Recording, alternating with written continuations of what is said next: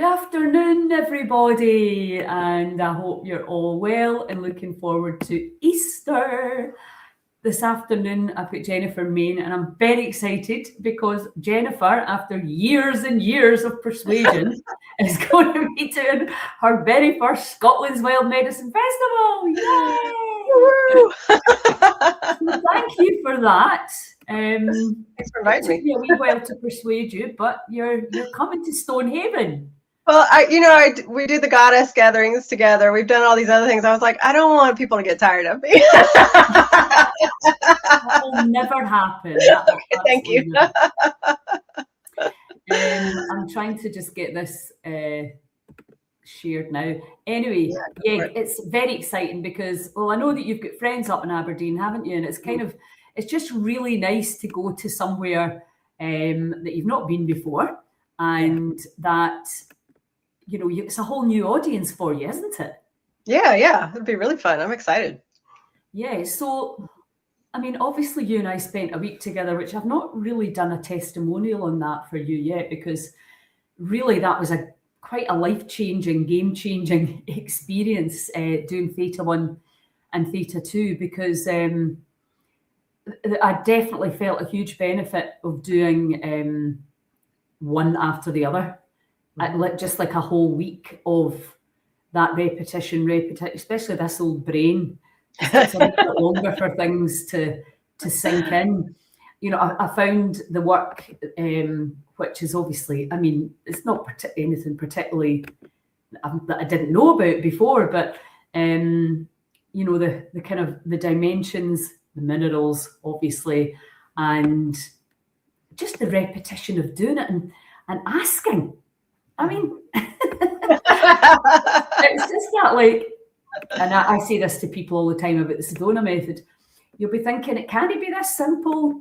And you're like, well, yes, it is. Yeah. Well, they've shown, and we know this kind of intuitively, but they've also shown it, they've measured it in lots of different ways, is that kind of 2 or 3 days is how long it takes your brain and your body and everything to kind of click in and go, okay, we're in a different environment. We're doing things differently. Let's receive it differently this time.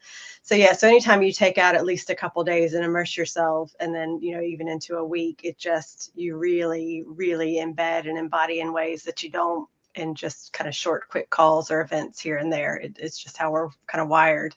But yeah, so having a week of healing and connecting with love and tapping into intuition, it's always going to be loads of fun. So it was great. Yeah, it really, really was. And I really felt different after it. So that's why I've been kind of saying to you, I want you to do a training over here, because I kind of feel if everybody knew how to let go, how to tap, and how to do theta, imagine how much nicer life would be for everyone.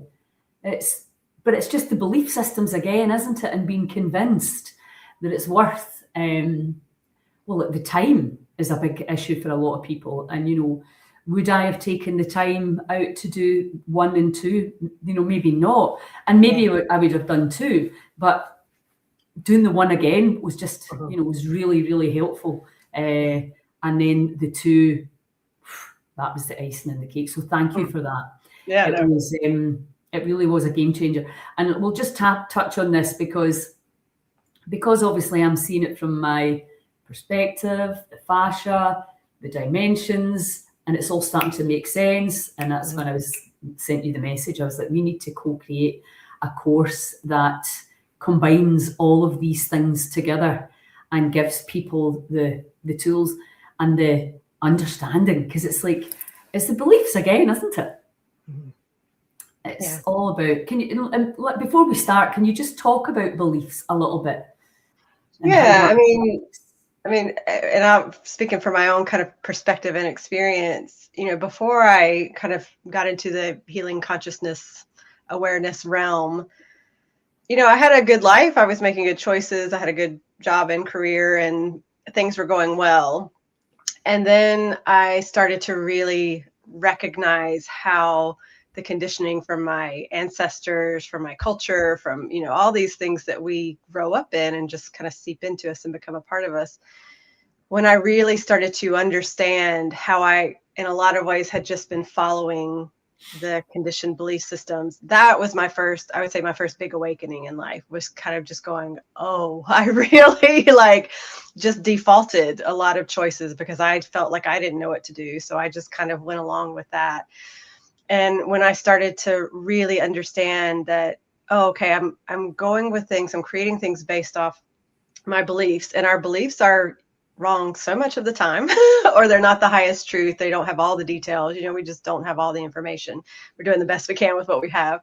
Mm-hmm. But when I could say, oh, I really see how my beliefs have shaped my choices and my path.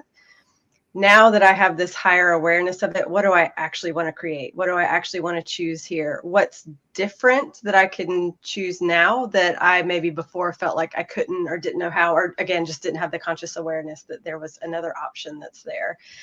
So I feel like that's really where I stepped into my own life and said, oh, no, I'm going to choose the things that feel aligned and healthy for me in this moment. Yeah. Absolutely. I am the chooser. Yeah. And, I think, that's the waking up process, isn't it? When you realize you've just been programmed and you've been kind of guided along that very linear path. You go to school, you leave school, you go to further education, or you get married, or you do whatever. And it's like, and now we're like, oh, wait a minute. There's other things that we can do. There's another option here. Exactly.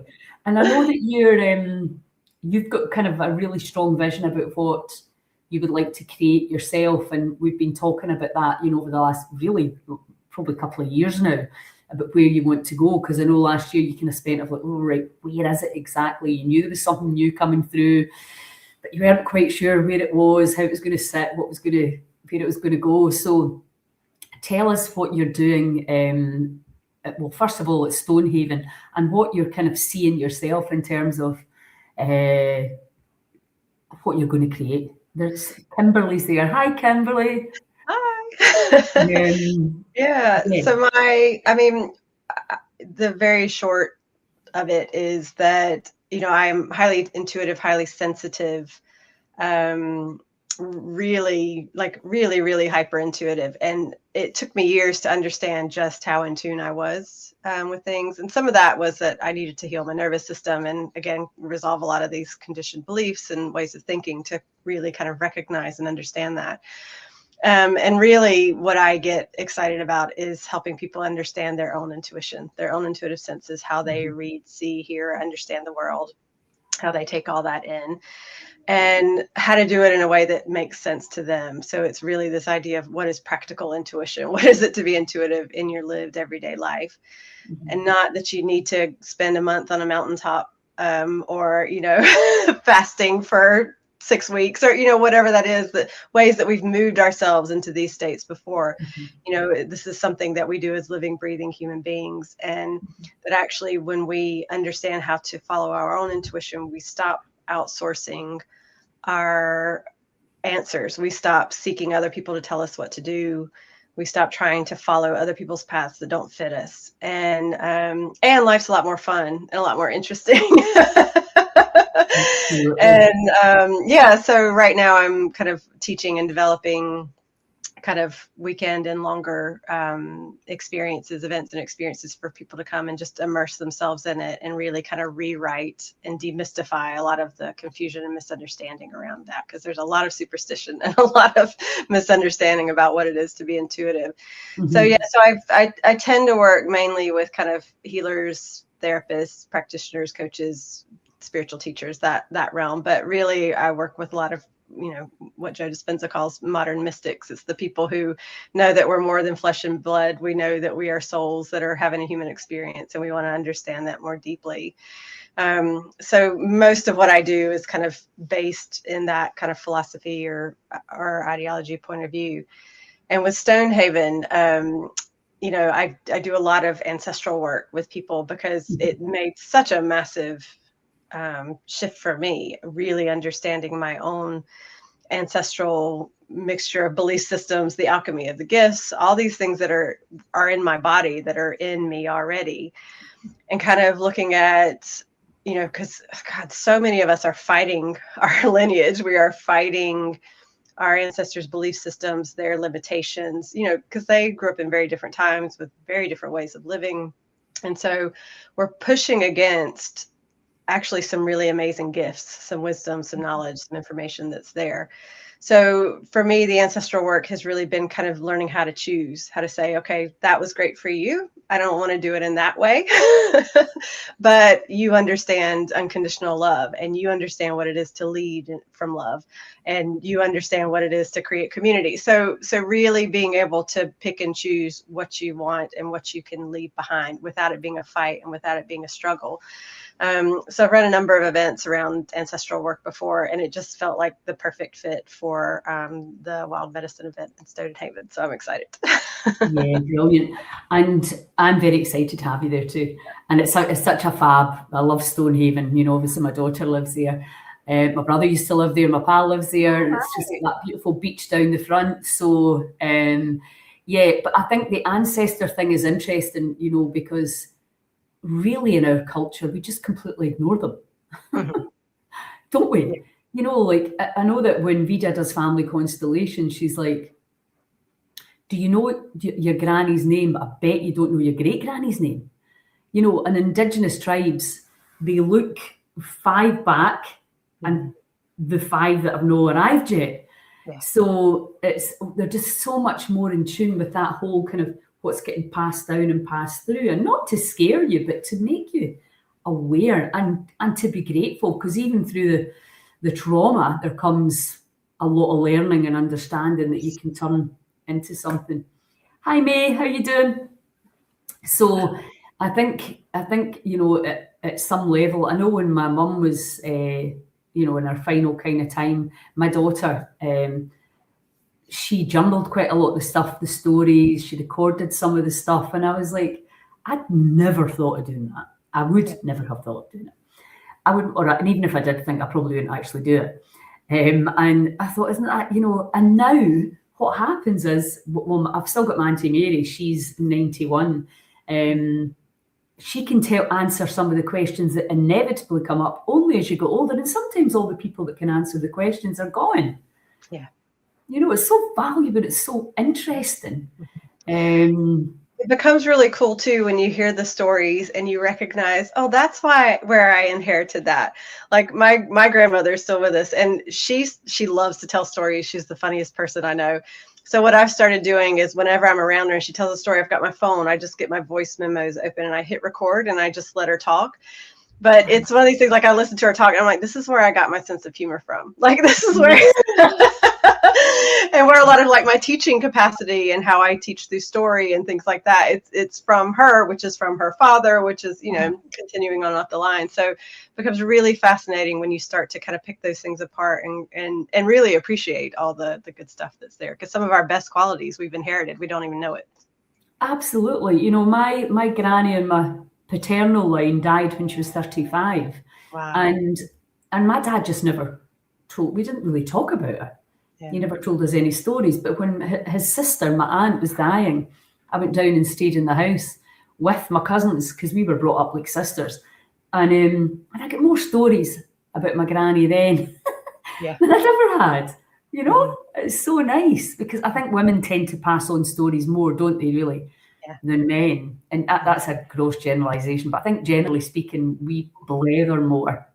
I think these stories are really, and the thing is, because my granny was gone at 35, we never ever met her. My dad was only 5, and it turns out she was quite the character. Yeah. My mum had a sister who was also quite the character.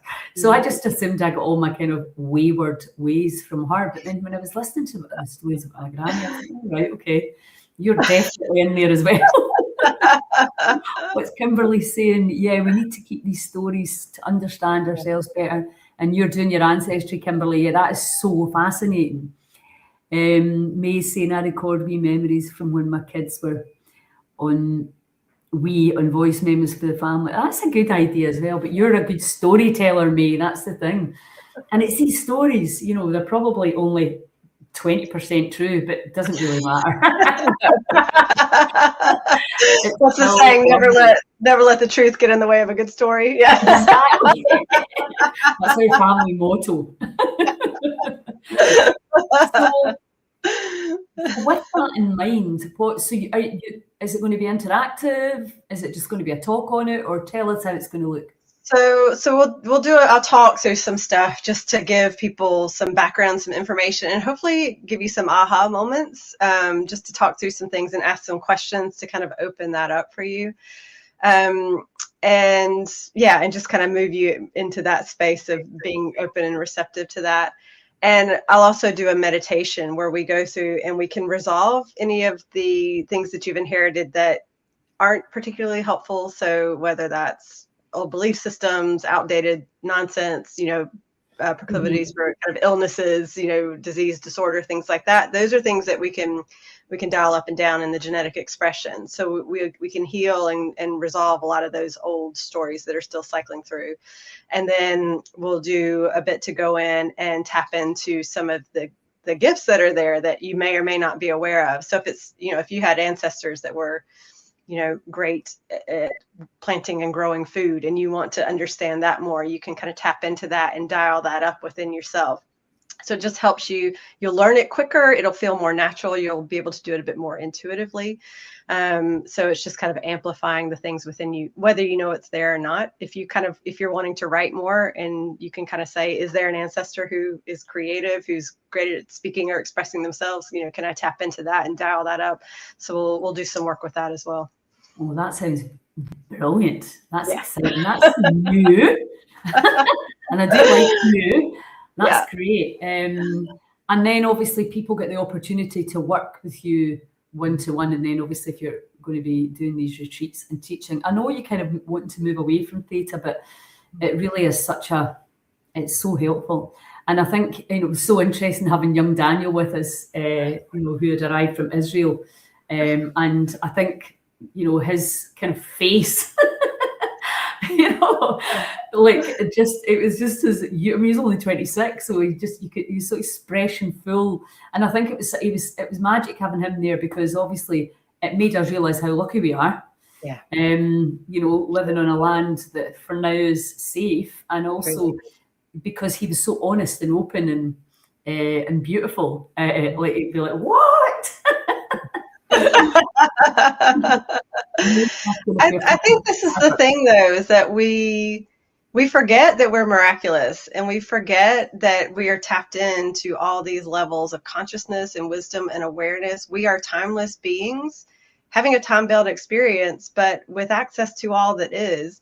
Mm-hmm. And it always is so funny to me when people are like bored with things, or they feel like they don't know answers or can't get it. And I'm like, we're connected with all of it. Yeah. All of your ancestors' wisdom is moving through you. So just kind of remembering that and allowing yourself space and time to implement it or put it into practice, and sit with it is powerful. It's really powerful. It's really healing. And as you're saying, it really moves you into a state of gratitude, to recognize all that they've been through, not from a place of feeling sorry for them or the things that they went through, but recognizing all the strengths that they developed and cultivated over time, and the things that they became so resilient within, and they learned to work through the obstacles they overcame. Our ancestors were these amazing survivors, and they were artists, and they were growers, and they were, just so fascinating to start to recognize what's in us. Absolutely. May's asking if you're coming to Tarbert. I'm going to get her hooked, May. Get into the vibe. We'll have a look at some dates. We'll have a look. So, I think, when I know after my mum died, I found a certificate. My grandpa, who was a farmer and a butcher, was also a baker. So cool. I found his baking certificate. And I was like, wow, that's so cool. And you don't know these people and all the things that they went through. And he fell out in the hill and broke his back and was paralyzed. Mm-hmm. And, these are stories that you're not actually really thinking how horrific that must have been. Because you just hear them as a story. And then, it's only as you get a bit older, I think, you start to think, wow, thank you for my life, and that spirit. Yeah. Because it was funny, I was talking to my pal Angela about it last night. Her granny went from Glasgow to Lochilphead by horse and cart. Yeah. It's amazing. And she says it's actually like a Bible story. They rocked up at Willie McCracken's, who's the local shoe shop, saying that, have you got room at the inn? And there was a little place behind the shoe shop that they managed to rent. And then she started a fruit and veg shop.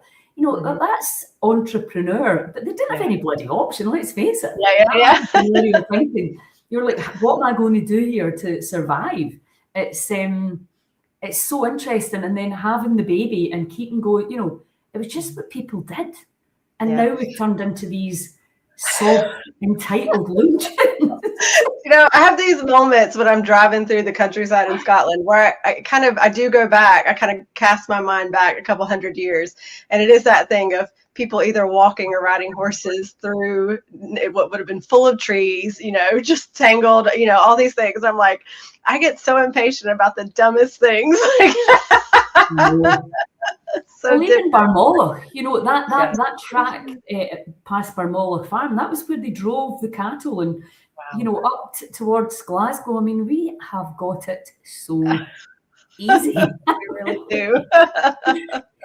So I saw you were looking for venues, and you need to come through here and see the spaces we've got here. It's just beautiful, and the nature around here is gorgeous. But what are you up to? Yeah, so I ran Practical Intuition for the first time in the last year, and I want to run it a couple more times this year before I do a more advanced level at the end of the year. And I know Edinburgh is calling for another round, but I feel like there's other places for me to teach it to. So I am definitely going to be in touch with you about it, because it feels like it's time to travel. Yeah, absolutely. It's the need for it. I think people are really getting switched on now and tuning into, right, okay, there's a huge amount of power within me. How do I tap into it? How do I do it? And intuition obviously is, we've all got it. We all use it. We've just not honed it the way we would any other muscle or skill.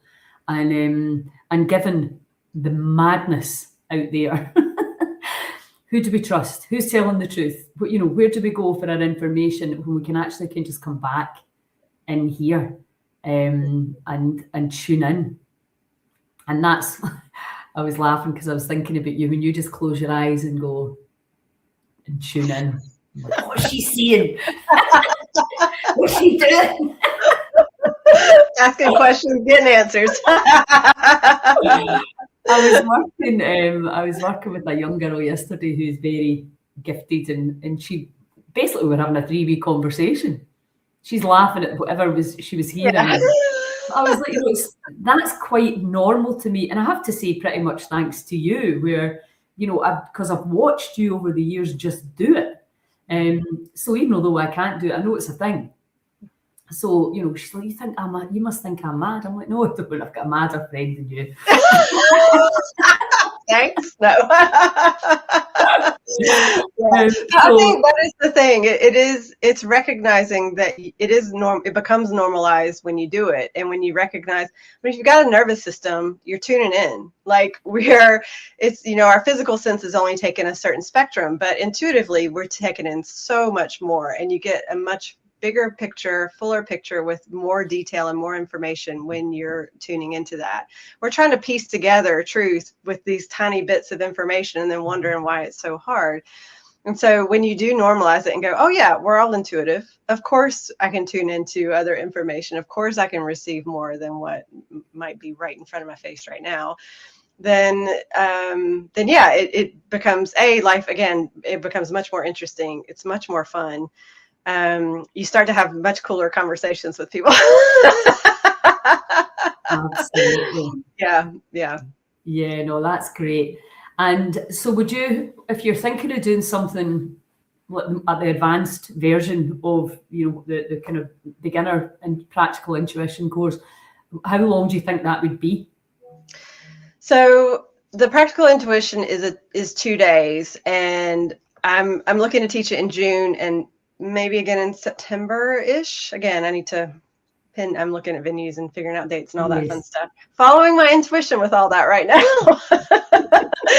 And then the advanced will be in, I think, kind of early November, end of October, kind of that Samhain weekend, because it's a good time to teach intuitive work.